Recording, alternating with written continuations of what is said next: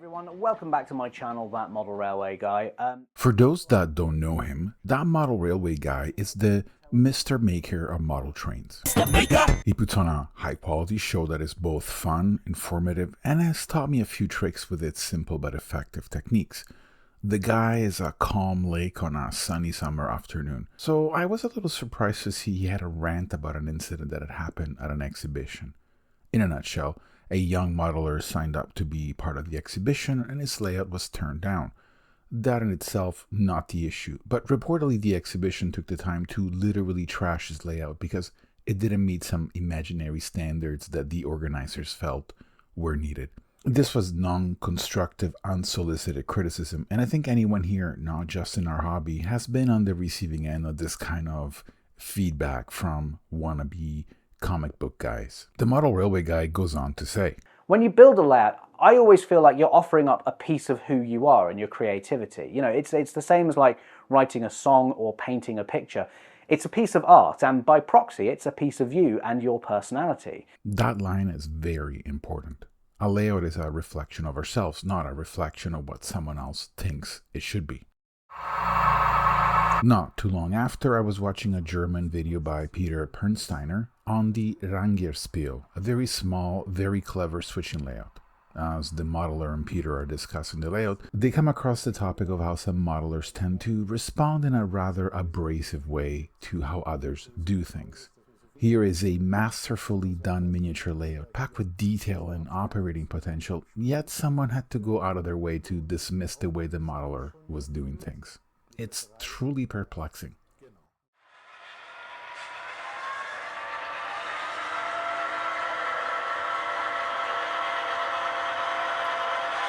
In a weird way, it's nice to know I'm not alone in having experienced these terrible individuals in the hobby.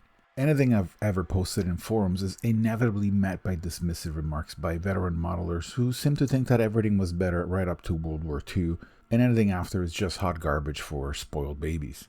So it is not without irony that when I hear about the hobbies dying because fewer and fewer modelers are joining, I can't help but wonder if maybe this is a self-inflicted wound caused by these abrasive groups of modelers that discourage newcomers from continuing their journey to discover what kind of modelers they are. This brings me to the British Railroader's recent video titled, "What kind of railroad modeler are you?"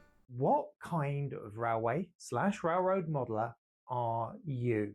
In this video, he brings up a lineup of respected modelers, from David Barrow, Tom Marshall, all the way to my favorite, Keith, from CSX Rentsville 5105, among many others. The conversations are intriguing. Here are some experienced modelers who put together quality results, yet each one enjoys a particular aspect of the hobby. Some are happy with beautiful scenery and trains going round and round.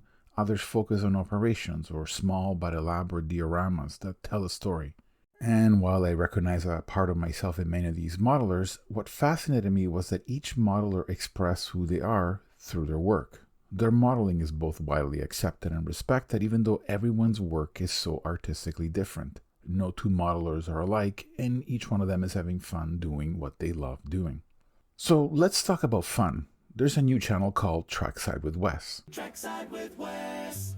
Wes is a new modeler. His videos are very high quality and entertaining, and you can see a level of enthusiasm and experimentation that reminisces me of when I first started in the hobby. In one video, Wes spends some time playing around with track pieces, coming up with track plans. Do you remember how much fun that was? After watching his video, I sat on the floor, pulled out leftover track, and just had some stupid fun coming up with miniature switching layout plans. I forgot how enjoyable this was. But the point is that while the type of layout Wes is building isn't the type of layout I would build, I am loving watching Wes have fun in a hobby that we mutually share, regardless of how we choose to pursue that interest. It is fascinating to watch him navigate his own experience as he discovers who he is and what kind of model railroader he wants to become. Now, imagine if all he received back from the community was unsolicited, non-constructive criticism. How long would Wes keep posting, or even continue pursuing the hobby? Why are we so critical of how others decide to have fun? If you can't handle someone doing model trains differently than you, how do you even handle more serious matters in life? And speaking of how others decide to have fun, how's this? Hawaii HO model railroading out of Australia featuring a layout designed to run trains and have fun doing it while wearing Hawaiian shirts. Again, is this a type of layout I would build? At this point in my life, probably not. But I am nonetheless fascinated to witness the journey of this creator and admire how he shamelessly enjoys the hobby the way he wants to. This deserves respect, not non-constructive, unsolicited criticism. Meanwhile, out of Belgium, there is Railway 187 UK and Soviet model trains, who makes miniature layouts using legacy European equipment. At a glance, you would probably dismiss it. A tiny little oval with trains running around? Yawn, right? But if you take a moment to look deeper, you'll learn how in Russia model trains are made out of paper and the steps he's gone through to make them actual operating models. Are you curious yet? Again, this isn't my cup of tea, but I am nonetheless interested in being a spectator in someone else's journey. And from Japan, I love the work being done by Takanaka Railway Channel.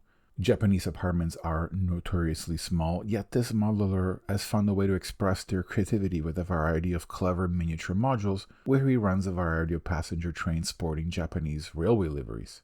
It's really meticulous, fascinating work and allows the modeler to build an ever-changing layout to watch his trains go round and round depending on mood and space available. Again, not where I'd hitch my horse, sorry I'm running out of analogies, but nonetheless I love to watch his progress and I'm fascinated. So what does all of this tell us? It tells us that model railroading is not a competition, it's not a checklist of standards, it's not about meeting someone else's expectations. Model railroading is one of the few hobbies where engineering meets storytelling, where craftsmanship meets imagination. Every layout is a canvas, sometimes messy, sometimes precise, but always personal. It's not just about trains, it's about memories, moods, places we've been, and places we wish existed. Whether you're building a sprawling mainland empire, a tiny switching layout, or just playing with track pieces on the floor, you're participating in a creative act. Sharing a layout, especially online, takes courage. You're putting a piece of yourself out there. And when that's met with ridicule or nitpicking, it doesn't just hurt, it discourages. It tells people that their creativity isn't welcome unless it fits a mold. And that's the fastest way to make a vibrant hobby feel cold and exclusive. If you're an experienced modeler, remember what it felt like to be new. Instead of pointing out flaws, offer encouragement. Share your knowledge with kindness. Be the reason someone sticks with the hobby, not the reason they walk away. And this kind of attitude applies to just about everything you will encounter in life. We need to stop measuring layouts by how closely they resemble someone else's idea of perfection. Instead, let's measure them by how much joy they bring their creators. Let's celebrate the diversity of approaches, the quirks, the experiments, the stories behind each layout. Because behind every model train is a modeler, someone who dared to imagine, to build, and possibly most importantly, to share. Thanks for watching, and I'll see you next time.